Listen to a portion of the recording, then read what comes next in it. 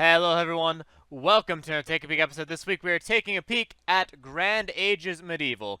So quick flip through the options. It's nothing impressive, nothing out of the ordinary. So this is Grand Ages Medieval. This is a game that I really wanted to play. I watched some other YouTubers play it, and it looked like a whole lot of fun.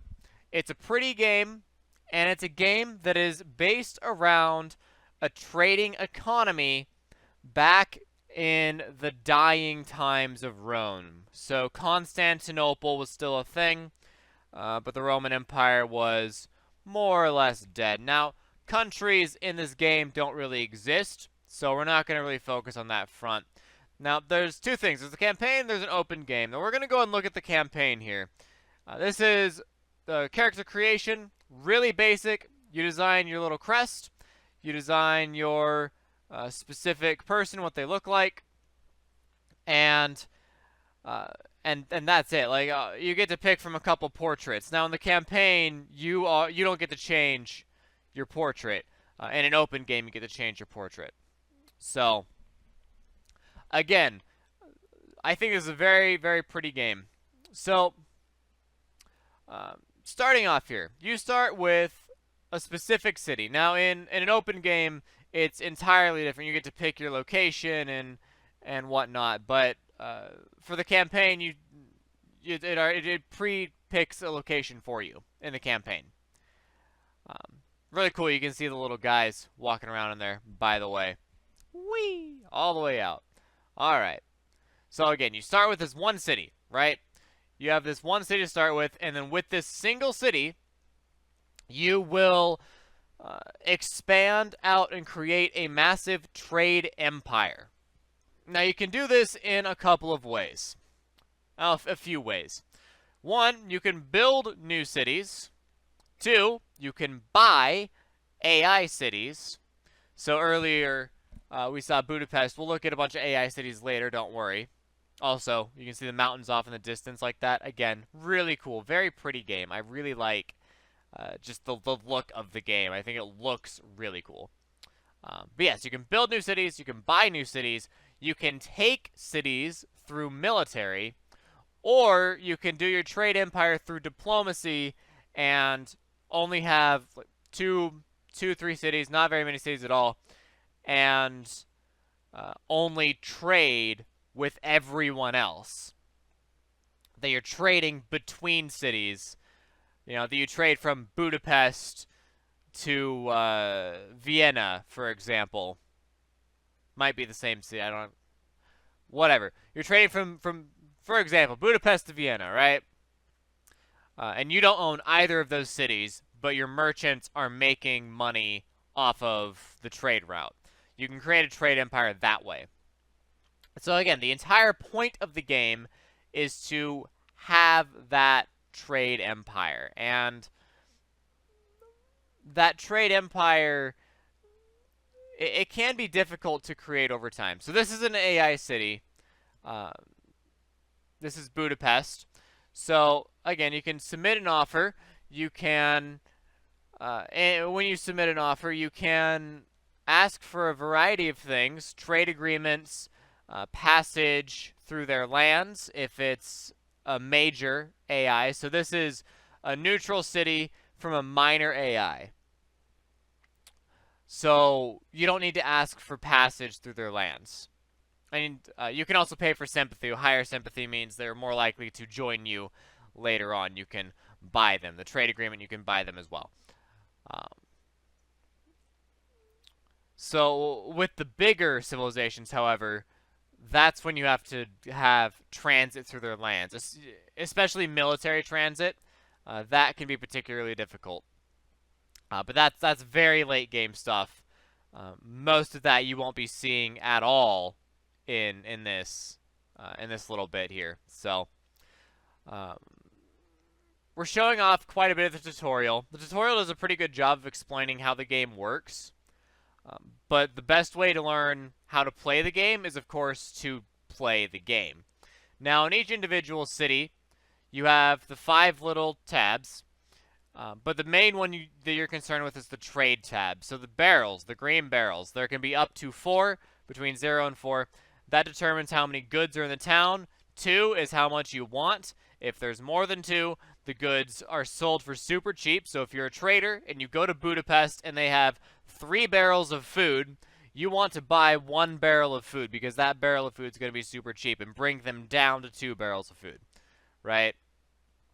Or if they only have 1 barrel of food, then you want to bring food from one of your cities or another city that has food. Say Vienna has 1 barrel and Budapest has 3 barrels. You want to buy a barrel from Budapest and then sell that in Vienna, and you'll make a big profit doing that. You can do this manually. You can also automate your traders to do that for you. And later, it is necessary to have traders do that for you. If you don't do that, if you don't automate it, it's going to become overwhelming, and the micromanagement is just going to become too much. You have to have your traders automated. Luckily, down in the bottom left, you can see Krasimir Karadzik, whatever his name is. It's in the bottom left. You see his name. Just to the right of that is Sophia, and just below that is a 0. That 0 is how much gold the trader is making on their gold amount. I'm just showing here with the barrels on how to move goods to and from the trader. So 1,700. So the trader's currently carrying 1,700 gold worth of brick. And when you automate the trade routes, you will see a positive or negative number, and that will show you whether or not the trade route itself is profitable. To the left of the gold amount is 50 out of 100. That's how many supplies the trader can carry. You can expand that by adding more trade carts onto the trade caravan, and you can make those trade carts inside your city. So don't worry too much about that. You're not limited. You can make trade caravans absolutely horrendously massive, into the thousands, if you wish. Now, on producing goods. Okay, so you can see bricks here have 0, so we're going to make a huge profit. We bought for 1,700. We sold for 3,400. Huge profit, right? 2 for 1. So that's the kind of manual stuff you could do, and then, of course, automate that in the future. So on producing goods. In order to produce goods, you need to build certain buildings in each individual city. So that means you have to have building materials to build those buildings. So logs and bricks are your primary building materials. Later on, tools become very important as well. And then you need raw materials, or you need a building that will produce the raw materials for you. So raw materials, again, would be like bricks or logs, but it would also be something like fish or fruit. Those are also raw materials. Honey, I believe, is a raw material. Could be wrong, but I believe honey is also a raw material. Coal, metals, those are raw materials. And then you use, for example, coals and metals to produce tools, which is a more advanced good that, again, can be used to build other things and to be used for the future.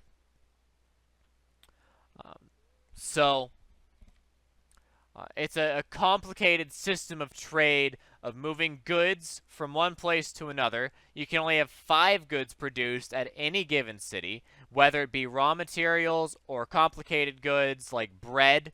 You need wheat to produce bread, for example. You can only have 5.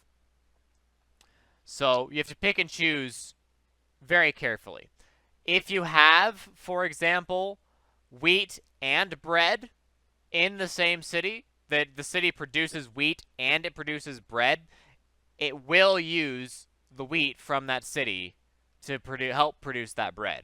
But you'll have to produce a lot of extra wheat in that single city because you're producing enough wheat to work for the bakery and then also enough wheat to sustain the city and to sell to other cities. So you have to produce a lot of wheat. So we're fast forwarding here quite a bit. through the campaign. So you can see now it's week 40. So we jumped way ahead. We have settlers, we have multiple cities, we have Constantinople. We know where Constantinople is anyways.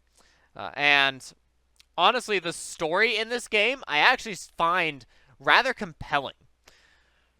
Without spoiling too much, you are a very special person to the new ruler of Constantinople. But she does not want that to necessarily be public. So, in order for you to make it public, in order for her to be okay with that, you have to prove that you are worth her, that you are worth the queen. So, to do that, you have to build a successful trade empire. And again, part of doing that is in similar ways that I explained before, is building more cities and trading with among those cities to produce goods and generate wealth. So here we are using a settler. So this is building a city. The little green X's are suggested locations. If you build a city on a road, you don't have to build a connection to that city. If you build a city off the road, you have to have a builder's team build a road to that city, or traders will never be able to get there. The basic dirt road is free, and it can be built almost immediately. So you are encouraged to build off-road because the initial road is fairly cheap. But the higher the upgraded road, such as cobblestone, being higher than dirt, obviously, the faster trade caravans will move on, and militaries as well. The faster armies will move on it. So each of the little icons you see, little black icons, purple icons, and the silver icons, silver-orange icons. There's also brown icons. Those are all different resources. So, for example, the purple icons are grapes, which are used to make wine. The black icons are coal. If you're next to the coast, there's no icon there, but you can see in the bottom left, there's fish. There's also salt that's available, again, because we're next to the coast. And then the brown icons are furs, used to help make clothes. There are also some locations where you can get clay to make pottery and different ceramics. That's very important. You cannot build a city inside the radius of another city. So you see the edge of the gray circle on the screen that the settler is walking to. I cannot put a city inside that gray circle because another city is too close. Same with the orange lined out areas. You can't put a city there. So location that I'm currently sitting with the settler, very good. It has food. It has logs, it has bricks, it has metals and furs and salts. It's a great location that, honestly, right there. So you see the red line? I can't put a city there because of the red line. So if I back off just enough and then go back to the coast, this will be a coastal city because, again, you get the fish. That makes it into a coastal city. Then you have a dock, and traders can trade from one dock to another dock to help bridge the gap, obviously, but between large bodies of water. So this is a great city location because it has a whole lot of different resources I can choose to build. In order to build a manufactured resource, so say you want to make tools, which you do need the metals for, you can build that at any city. So if you go and you find a place that only offers like metals and fur, then you can use that city to produce a whole bunch of manufactured resources. So again, ultimately, if you build off the road, you can just build a dirt road to hook it up, and trade resumes as normal. You do have to baby new cities quite a bit. You have to send them raw materials quite often in order to keep them functioning and working properly. But once you get that going, then they become self-sufficient over time.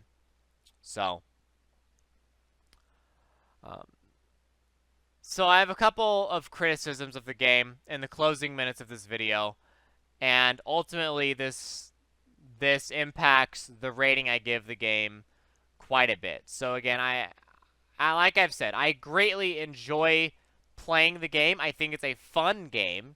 I think it's a very pretty game. I like the hand-drawn art style of the cinematics. I also like the way everything else looks. Again, cinematics, hand-drawn. I think it looks really, really well. I think it looks well. I think it looks really, really good. Sorry, I only have 3 hours of sleep. I apologize. But this game, I think, is very pretty. It plays well. It's not overly complicated. And the trade systems work. The military system is not great. I'm going to be honest. The military system is pretty bad. But the trade system is fantastic. So you can go around and you can buy everything just by accumulating a great deal of gold. But aside from that, again, the military system is bad. Avoid the military system. So we jumped ahead in the future a little bit more. So it's the next year, week 17. So we jumped way ahead in the future. And again, we're in the Byzantine Empire in the campaign. And the Vandals have occupied Rome, and they're coming across the gap into Greece. And we have to defend ourselves from the Vandals. Jump ahead again, week 51. We now know a whole lot more, and we fought off the Vandals, and now we get to explore a little bit more. So the orange line right there is as far as we can explore. And that is determined based on where your cities are. So you can only go so far away. So, unfortunately, so the big thing for me in rating this game is it bug-free? And if not, what kind of bugs are in the game? Most games that I rate are bug-free, or the bugs that exist are being worked on or acknowledged or are known about. Unfortunately, in playing Grand Ages Medieval, I recorded 3 episodes because I was going to make this into a series. And then when I was recording the 4th episode, the game locked up my computer. So I tried to exit the game, and my computer completely froze. Control-Alt-Delete didn't work, Alt-F4 didn't work, Windows key tab didn't work, nothing worked. Absolutely nothing worked. I had to hard boot my computer, and thusly the 4th episode was lost because I had to hard boot my computer. So unfortunately, because the game completely locked up my computer and completely destroyed an entire series, a YouTube series, that I had to take the YouTube series and put it into a take a peek format instead. Also, on top of that, because I had to request a refund from Steam for this game, the only game I have ever requested a refund for, I have to give this game, unfortunately, a 4 out of 10. Don't get it. It broke my computer. It has a lot of really poor reviews on Steam for a variety of reasons. But my reason for my poor review is it has a computer breaking bug. And that to me is unacceptable. A game should not be released with that kind of an issue. So that's it, guys. So 4 out of 10. Thanks for watching. If you liked the video, give it a like. Subscribe to the channel and share it with your friends. Best thing you can do for the channel is share the video on Facebook and on Twitter. Thank you to Amphit for being a Patreon supporter. Best thing you can do on Patreon. Best thing you can do to support the channel is, again, share on Facebook and on Twitter. So, thank you for watching. Sorry if I ramble again, 3 hours of sleep. I apologize. But I'll see you guys next time with another Take a Peek episode where we'll take a peek at something else. Again, thanks for watching, and DFTBA.